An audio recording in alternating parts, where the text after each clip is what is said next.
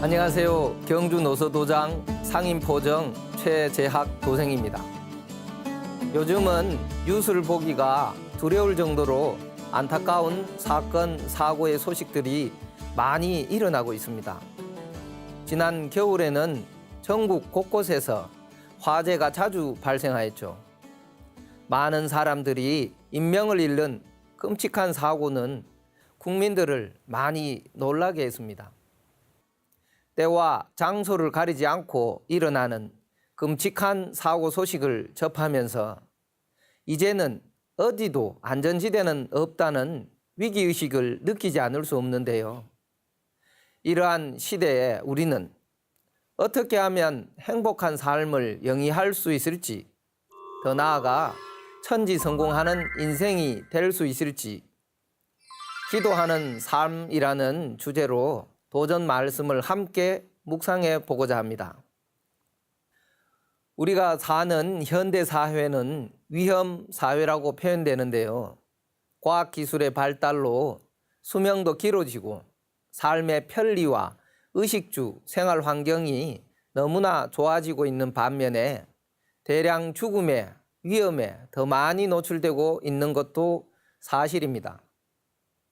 경제적으로 큰 성장을 이루는 반면 그에 비례해서 내면적 삶의 질인 자기 성숙의 행복과 평안함을 누리지 못하는 이유는 무엇일까요? 여기에서 그 근본 원인이 무엇이며 그 해결책은 없을까 하는 고민을 누구나 한 번쯤 해보게 되는데요. 상제님께서는 인류가 고통받는 현실에 대해 그 원인이 상극의 운이라 말씀을 해주셨습니다. 선천은 상극의 운이라 상극의 이치가 인간과 만물을 맡아 하늘과 땅에 전란이 그칠 새 없었나니 그리하여 천하를 원한으로 가득 채우므로 이제 이 상극의 운을 끝맺으려 하며 큰 화액이 함께 일어나서 세상이 멸망당하게 되었느니라. 지금 우리가 살고 있는 천지의 질서는 상극의 운입니다. 상극은 현대 문명을 발전시켜온 긍정적 에너지로 작용해온 반면 천하를 원한으로 가득 채우게 되었습니다. 이 원한의 에너지는 우리 생활 곳곳에 파괴적 영향력을 갖게 되었습니다. 인재로 인해 발생한 참혹한 사건, 사고뿐 아니라 인간의 도덕성 타락으로 발생하는 무책임의 행동과 무사 안일주의, 세계적인 경제 위기, 급속하게 빨라지는 지구 환경 재난 위기, 또 질병 대란의 위기와 남북 긴장에 의한 정치 위기도 증폭되고 있죠. 그야말로 총체적 위기 상황에 살고 있다는 것을 누구나 느끼고 있는 것이 현실입니다. 이와 같은 현실에서 안경전 종도사님께서는 기도의 절대성에 대해 다음과 같이 말씀해 주셨습니다. 인간은 한순간도 기도를 하지 않을 수 없다. 왜 그런가?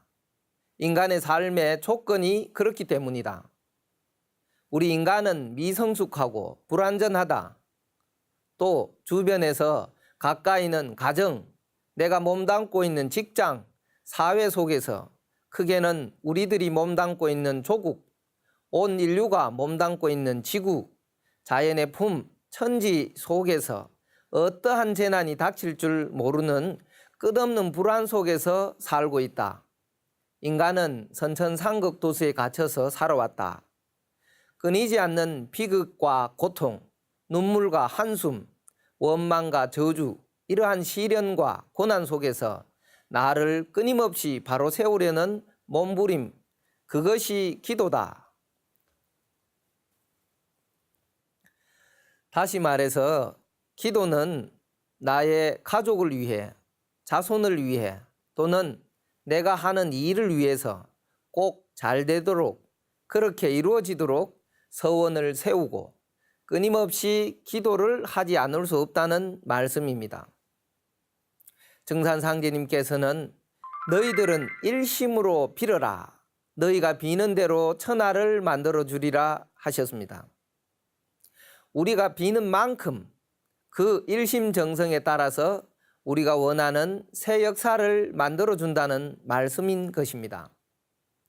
그러면 역사 속에 우리 선조들은 대우주 통치자 상제님을 어떻게 인식하고 어떠한 기도 생활을 하였을까요?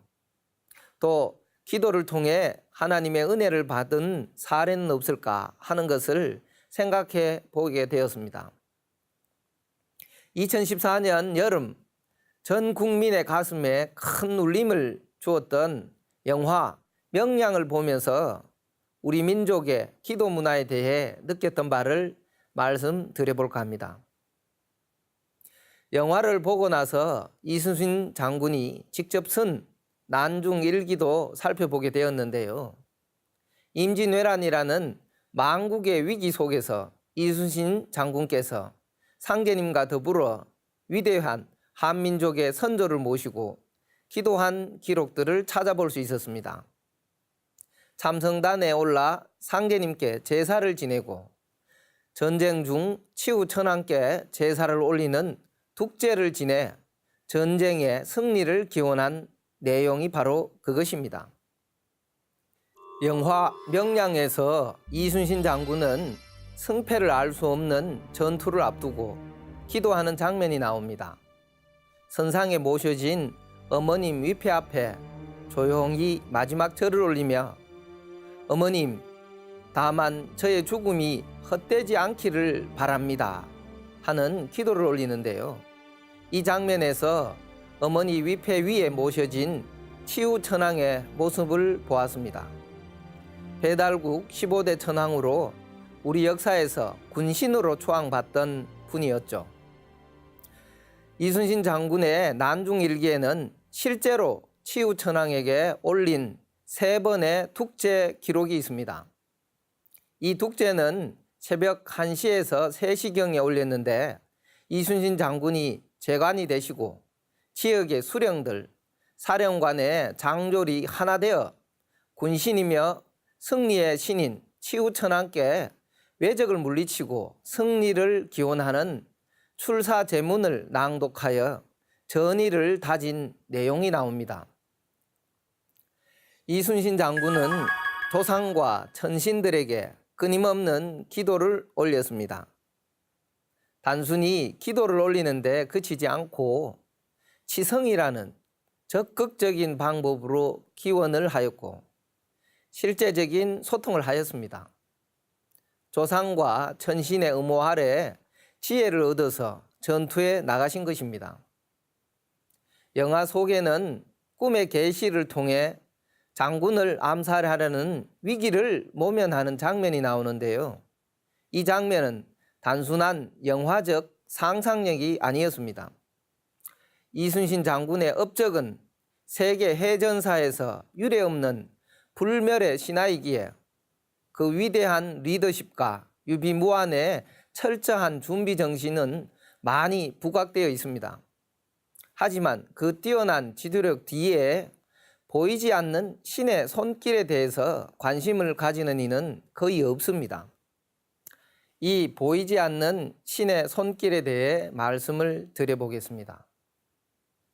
당시 이순신 장군은 임진왜란이 일어나기 한 해 전인 1591년 47세의 나이로 전라자도 수군절도사에 오르게 되는데요. 이미 외국의 침략을 예상한 장군은 일찍부터 군사훈련과 군사 장비들을 갖추어 갔지만 승리를 장담할 수 없는 상황이었습니다. 그런 어느 날 하루는 나라의 앞날을 고민하다가 잠이 드는데 이때 거북선 고안에 단초가 되는 신기한 꿈을 꾸게 됩니다. 그 꿈에 대한 난중일기의 기록을 살펴보면 이렇습니다.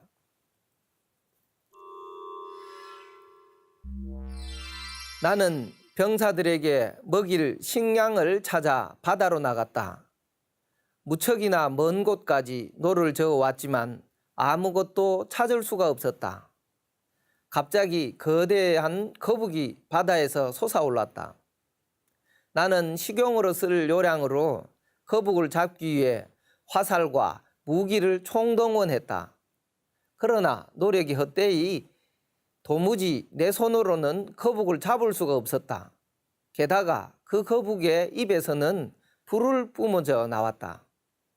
참으로 무시무시한 광경이었다 라고 기록하고 있습니다. 너무나 놀라 잠에서 깨어난 장군은 거북 모양으로 생긴 특수한 전함을 만들어야겠다고 생각을 하게 되었습니다. 그리고 오랜 노력 끝에 우리가 잘 알고 있는 거북선의 모습으로 완성하게 되었습니다. 그리고 또다시 신비로운 꿈을 꾸는데요.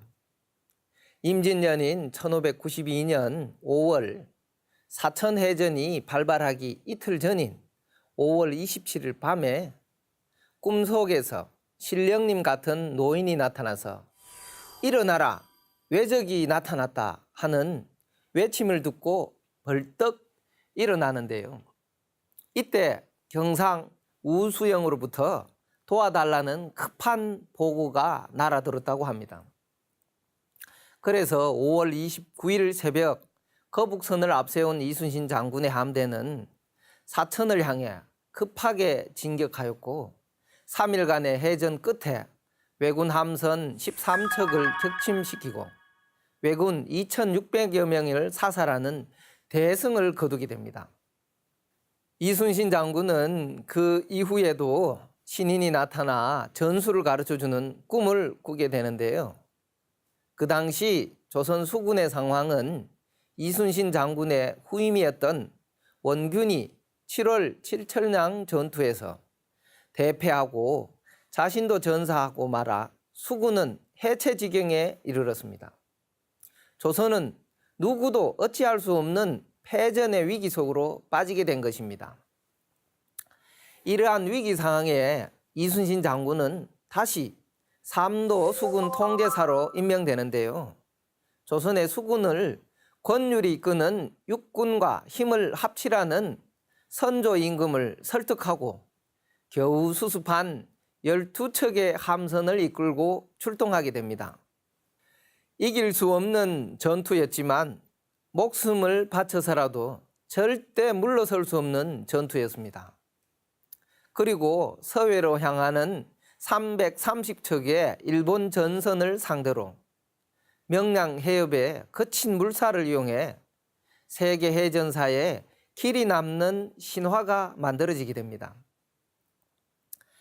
당시의 상황이 난중일기에 이렇게 적혀 있습니다. 9월 13일 매우 이상한 꿈을 꾸었다. 임진년 승전했던 한산 대첩 때 꾸었던 꿈과 흡사하였다. 이는 무슨 징조일까? 9월 15일 꿈에 신령스러운 분이 나타나서 이렇게 진을 치고 저렇게 군사를 배치하면 크게 이길 수 있으나 달리 하면 질 것이라고 가르쳐 주셨다.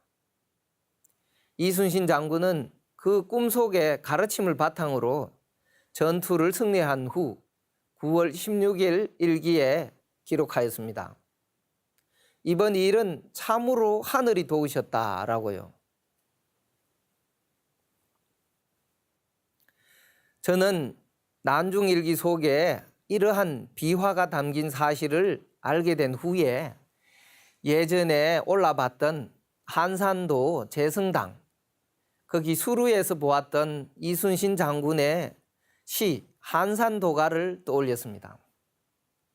자신의 손에 나라의 모든 운명이 달려있는 삼도 수군 통제사로서 머물던 한산도 재승당, 그곳에서 읊었던 장군의 시가 단순한 필승의 전략을 위한 깊은 고민과 심정을 말한 시가 아니라 상제님과 천지 신명들께 중책을 맡은 자신이 조국을 건질 수 있게 해달라는 간절한 기도문이었다는 생각이 들었습니다.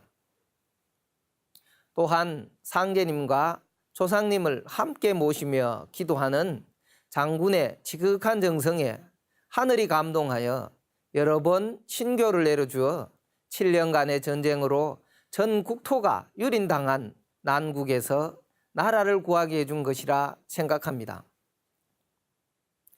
이순신 장군뿐만 아니라 우리 한민족 역사에는 국난의 위기나 나라의 평안을 위해서 대우주 통치자이신 상제님께 천제를 올리고 기도를 올리며 국난의 어려움을 극복해온 많은 영웅들이 있어 왔습니다.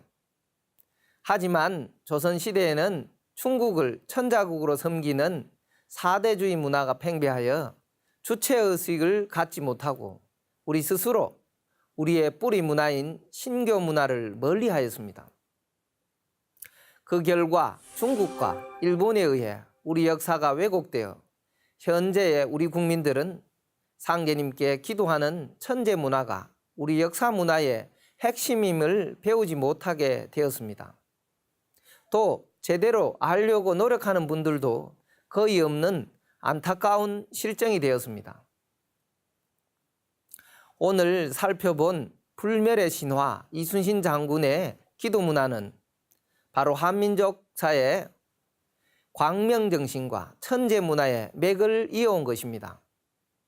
천재 문화는 역대 황제들로부터 조선의 고종 황제에 이르기까지 국정 행사의 가장 중요한 연례 행사요 다스림의 근간이었습니다.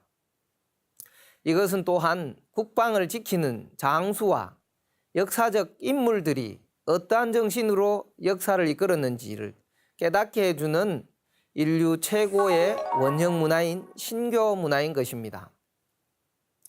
지금까지 총체적 위기로 불리는 현대 사회를 살면서 우리는 왜 기도를 해야 하는지 살펴보았습니다. 끊임없는 기도를 통해 임진왜란이라는 국난을 극복한 이순신 장군의 사례를 통해서 오늘을 사는 우리는 어떻게 살아야 할 것인가에 대한 영감을 얻는 시간을 가져보았습니다. 인존 하느님으로서 이 땅에 오신 증산 상제님께서는 우리가 살고 있는 이 때를 다음과 같이 말씀해 주셨습니다. 운이 직이금지 원이 대강이니 무 남녀노소 아동 영이 가지라. 이제 천지의 대운이 성숙의 가을 천지 기운을 크게 내려주시기를 간절히 원하고 비는 때니 남녀노소 어린아이 할 것 없이 모두 이를 노래하노라.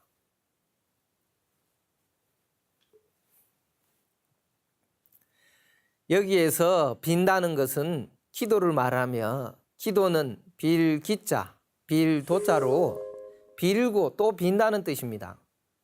서양에서 기도란 말의 어원은 라틴어로 프레카리, 간절히 구하다라는 뜻이라고 합니다.